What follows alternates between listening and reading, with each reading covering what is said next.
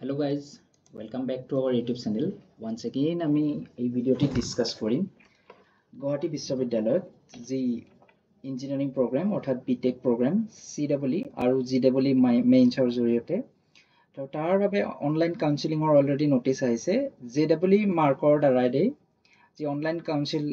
counselling process start হ'ব 17 July 2024 ত JEE candidates সকলক time দিয়া হৈছে 10 বজাৰ পৰা ৰাতিপুৱা 11 বজা আনহাতে CEE কোৱালিফাইড ক্যান্ডিডেট সকলৰ টাইম দিয়া হৈছে 11:30 পৰা আবেলি 2 বজালৈকে তো ইয়াৰ বাবে ছাত্ৰ ছাত্ৰীসকলে কিনো কৰিব লাগিব ষ্টুডেন্ট সকলে যিসকল ছাত্ৰ ছাত্ৰীৰ এপ্লিকেশন আইডি আৰু ফোন নম্বৰ অথবা ডেট অফ বাৰ্থৰে কি কৰিব লাগিব অনলাইন jiu.in ত 9:45 তে লগইন কৰিব লাগিব JEE ক্যান্ডিডেট সকলে আনহাতে CEE ক্যান্ডিডেট তেওঁলোকে 11:15 ত লগইন কৰিব লাগিব 17 জুলাই তাৰিখে লগইন কৰাৰ পিছত তেওঁলোকে কি হ'ব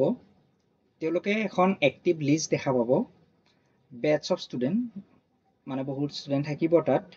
when your turns come in that list you will find your name যেতিয়া তোমালোকৰ নিজৰ নামটো আহিব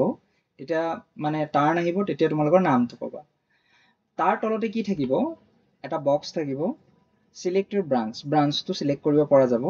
select from the list top drop down menu and click on accept হেতু select কৰাৰ পিছতে offer to accept কৰিব লাগিব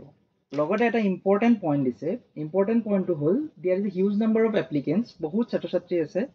গতিকে ছাত্ৰ ছাত্ৰীসকলে প্ৰথম অৱস্থাত নিজৰ যেটো প্ৰিফাৰেন্স দিছিলে সেই প্ৰিফাৰেন্সটো নাপাবও পাৰে ঠিক আছে you will only have a limited time to select your preferred branch অকণমান সময় দিব preferred branch to select কৰাৰ কাৰণে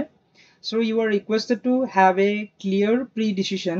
regarding your next preferred choices গতিকে next choice to কি দিব তাৰ বাবে তেওঁলোকৰ এটা ক্লিয়াৰ মাইন্ডসেট এটা হ'ব লাগিব নহলে পাবলগীয়া সিটটো হেৰুৱাব ঠিক আছে সো যেতিয়াই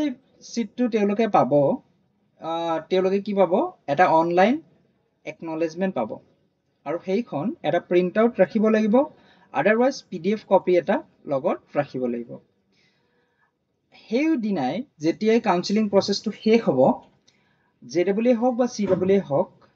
আবেলি 4 বজাত তেওঁলোকে অনলাইন পেমেন্ট কৰিব লাগিব পেমেন্ট লিংক অনলাইন jiu.in তে খোলা যাব পেমেন্টটো কৰাৰ পিছত তেওঁলোকে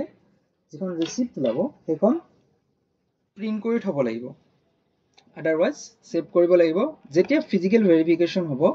সেই লিষ্ট পেমেন্ট ৰিসিপ্টখন প্ৰয়োজনীয় হ'ব ঠিক আছে allotment and admission are purely provisional ঠিক আছে completely purely provisional হেয়ত দিয়া হৈছে যদি সকলোৰে ডকুমেন্টছবোৰ ঠিকে থাকে আছে তেনেহলে চিন্তা কৰিবলগীয়া একো নাই আনহাতে কাৰোবাৰ যদি ডকুমেন্টছত কিবা অকন ইফালিফাল হয় তেতিয়াহলে তেওঁলোকৰ সিটটো ফৰফিট হ'ব পাৰে ঠিক আছে এটা দ্বিতীয়খন নোটিছত কি দিয়া হৈছে দ্বিতীয়খন নোটিছত এগেইন তেওঁলোকে টাইম খিনি ফিক্স কৰি দিছে JEE সকলৰ বাবে 10 to 11 আৰু CEE সকলৰ বাবে 11:30 to 2 PM 15 মিনিট আগতে তেওঁলোকে লগইন কৰি বহিব লাগিব কম্পিউটাৰৰ সন্মুখত ঠিক আছে আনহাতে ডকুমেন্ট ভেৰিফিকেশন হ'ব যেতিয়া অনলাইন তেওঁলোকৰ বুকিং হৈ যাব বুকিং হৈ যোৱাৰ পিছত 18 আৰু 19 তাৰিখে কি হ'ব ডকুমেন্ট ভেৰিফিকেশন হ'ব এডমিটেড ষ্টুডেন্ট বিলাকৰ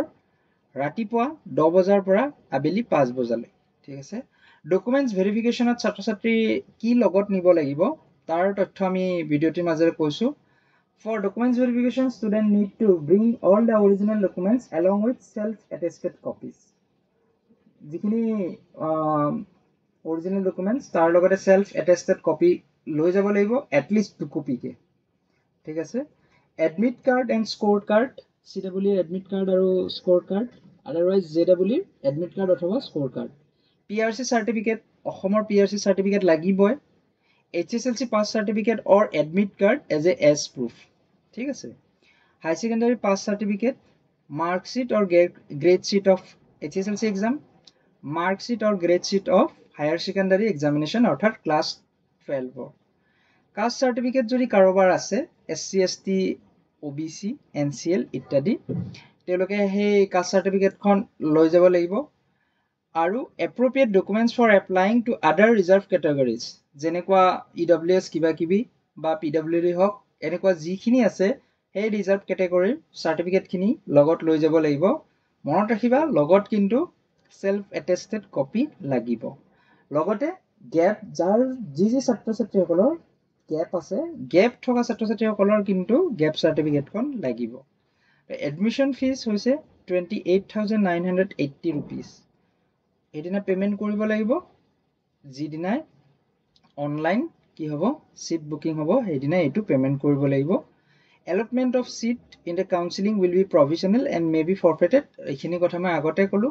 আনহাতে ডকুমেন্ট ভেৰিফিকেশন হ'ব GUIST বিল্ডিং ঠিক আছে তো আজিৰ এই ভিডিওটিত এইখিনিয়ে থাকিল কোনোবা ছাত্ৰ ছাত্ৰী যদি কিবা ডাউট থাকে ভিডিওটিৰ কমেন্টত আমাক জনাবা আমি উত্তৰ দিবলৈ চেষ্টা কৰিম আনহাতে চেনেলটি সাবস্ক্ৰাইব কৰিবা ভৱিষ্যতে গুৱাহাটী বিশ্ববিদ্যালয়ৰ লগত জড়িত নাইবা ইঞ্জিনিয়াৰিংৰ লগত জড়িত যিকোনো ধৰণৰ আপডেট পাবলৈ ধন্যবাদ